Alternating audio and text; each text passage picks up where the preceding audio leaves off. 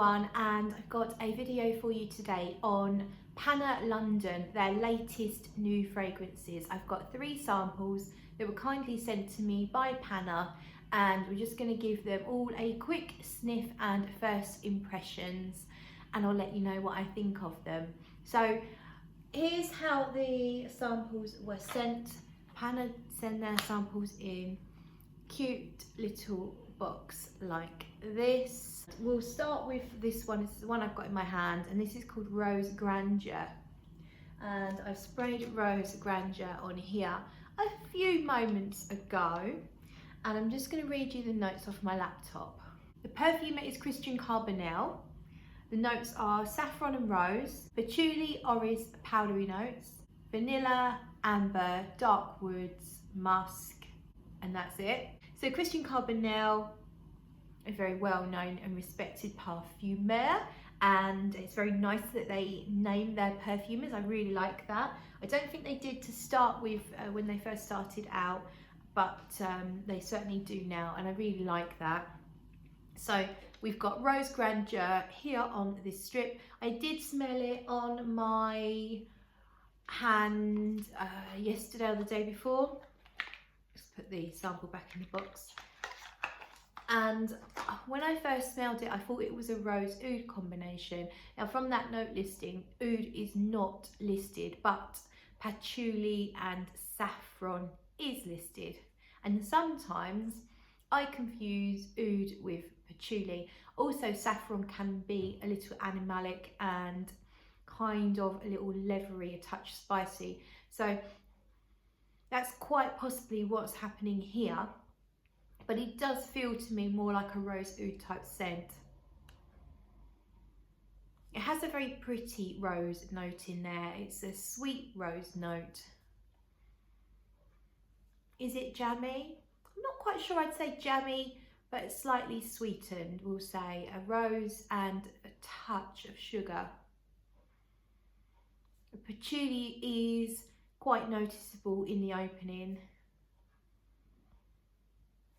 And there's a touch of earthiness as well, but it's more about the sweet rose and the patchouli. I would say it's a rose patchouli scent, although, as I said, to me it did feel like more like a rose oud. Now the price on this one is the higher priced fragrance, so it's £110 for 30ml, and it's eau de parfum concentration. The prices vary between 79 and 110, so I'm guessing that's based on the ingredients, but I could be wrong. Maybe it's the price the perfumer charges. Who knows? Who knows? It's all that's all a mystery. But this one, Rose Grandeur, is quite pleasant. It feels like there's a little hint of something fruity coming through now. I think it will take some wearing to really get to know this one. It's probably not my thing, just because the patchouli or the patchouli and saffron are quite strong for my taste in fragrance. I do prefer things to be less heavy on those kind of notes. The ouds, the saffrons, the leathers, the patchoulis, they're just not my thing. I don't mind them when they balance a composition out, but when they're fairly noticeable, it kind of turns me off a little bit. But there is something really pretty in here though. So needs more testing. Hopefully just first impressions is helpful to some extent here. So let's move on to the next one. Here's my strip, and this one is Tuberose Vanille. Tuberose Vanille. You can't really see because the writing is it's like a see-through label, so the writing's kind of hard to see, but it's Tuberose Vanille. Now this one is extremely floral. It's like being hit in the face with a big bouquet. It's blousy. If you like your tuberose fragrances, it's certainly one to consider. Let me get you the notes. So this one, it doesn't name the perfumer.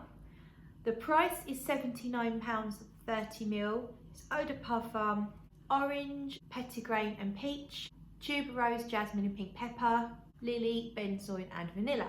I would not expect to like this fragrance because I don't usually like tuberose, or I only like it in very small doses. Once again, I'm not a fan of peach in fragrances, and I also don't really like lily too much in fragrances.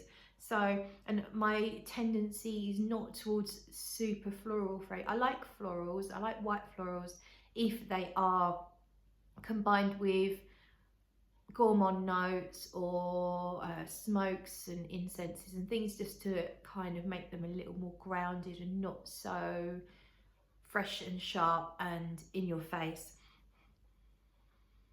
So this one is undoubtedly a tuberose fragrance.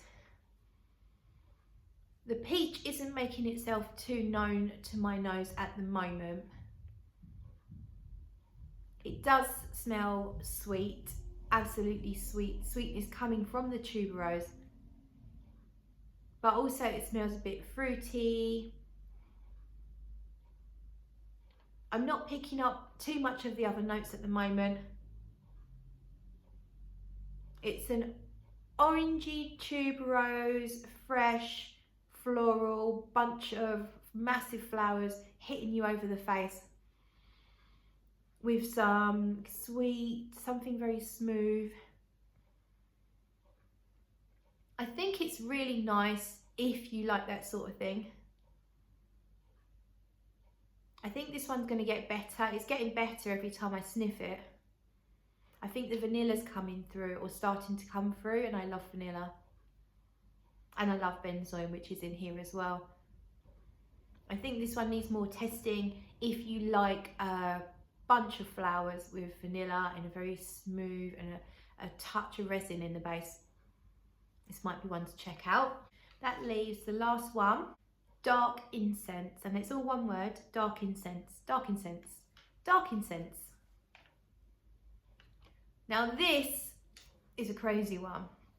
This is the darkest fragrance I've ever smelt by Panah London. The perfume on here is also Christian Carbonell. The price on this one is the higher end again at £110.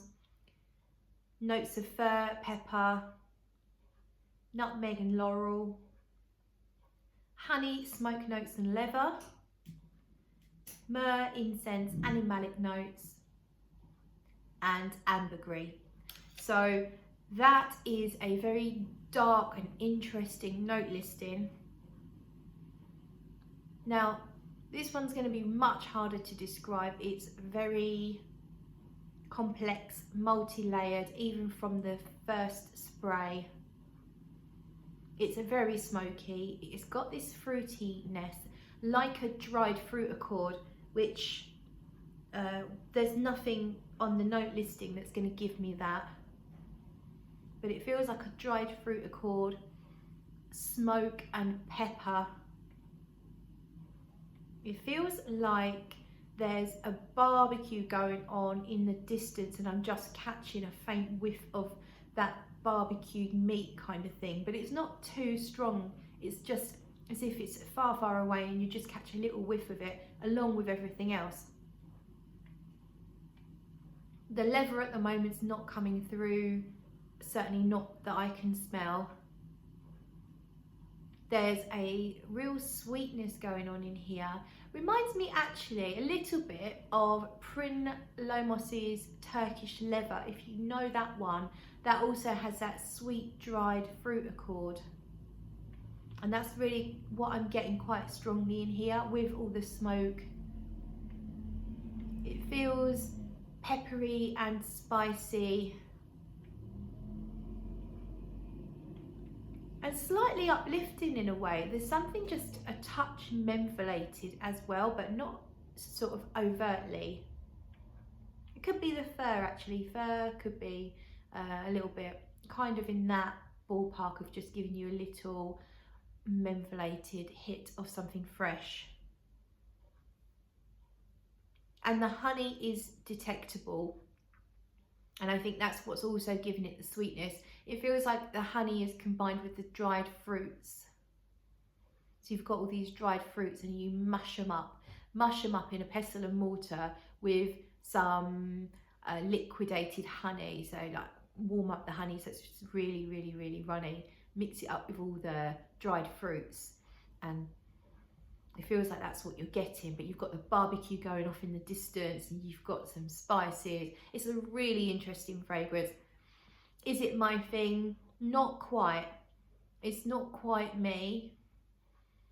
Maybe a little bit dark. Also, I'm not massively keen on sort of dried fruit sort of notes in fragrances, but I think this will work for people with if you like the notes listed, I think you're probably going to like it. The notes in this case do really help you to understand how the fragrance is going to smell. It's probably not as dark as you might imagine from the notes, that's the only thing. So if you like things really gothic and dark and difficult, this is probably not for you. It's almost like a step on the ladder of the dark gothic type fragrances. It's just if you wanted to try something in that ballpark, but still kept quite friendly with the fruity, the dried fruits and the sweetness of it all. A really interesting fragrance there, dark incense, and I would say out of all three, that's probably the most interesting.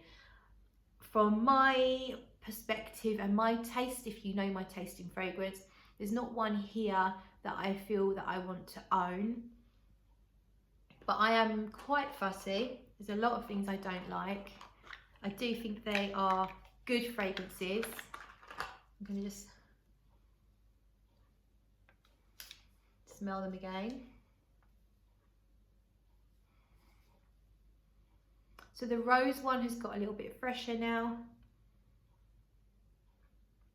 Less of that patchouli. I feel like the patchouli / oudiness of it is slightly fading away, so it's more palatable for me now. It's quite a pretty rose fragrance. And the tuberose feels very holiday vibes now. Picturing like a tropical beach, suntan lotion. It's definitely beachy vibes now. It's pretty nice. If you like Tom Ford's Orchid Soleil, it's probably that ballpark, if that helps. And dark incense, very rich, fruity and smoky. So that's my thoughts on the brand new releases by Panah London. Let me know if you've tried them or if any of them pique your interest. I'm actually going to share with you my scent of the night, and it's Panah London, and this one is my favourite from their line, and this one's called Pink Champagne Truffle. However, they've since renamed it. It's called Marc de Champagne Truffle. They did send it to me quite a while ago, and I have reviewed it, but I'm wearing it tonight because it's bloody cold. It's a perfect cold weather fragrance. It's very dark, bitter type chocolate with this slightly, I hate saying boozy, it's such a generic term. There's so many different bottles of booze out there. So boozy doesn't really encapsulate anything, but does it smell exactly like champagne? No, because to me it's not fizzy and vibrant and fresh. The note in here is more like a cherry liqueur, or actually it's raspberry. To me it's more like there's a raspberry liqueur in here combined with this dark, bitter, rich chocolate that is delectable. There's a texture in here that's almost a bit like a coconut or something, but it doesn't smell coconutty. It just, if you buy sweets sometimes that are covered in desiccated coconut, dried coconut, it's got that texture to it. It's really rich. There's a hint of rose, but to me it's mostly raspberry liqueur and very dark, rich chocolate ganache. Absolutely stunning gourmand fragrance. It has a little bit of development. A lot of gourmands don't have much development. The out and out gourmands tend not to have much development. This has a little bit, enough to keep me interested. It does change ever so slightly throughout or during the wearing. So this is perfect because I'm just about to go and do a night shift. It's dark and cold outside, and this is going to wrap me up in a cozy edible blanket of absolute deliciousness. So thank you very much for watching, and I will see you in the next video.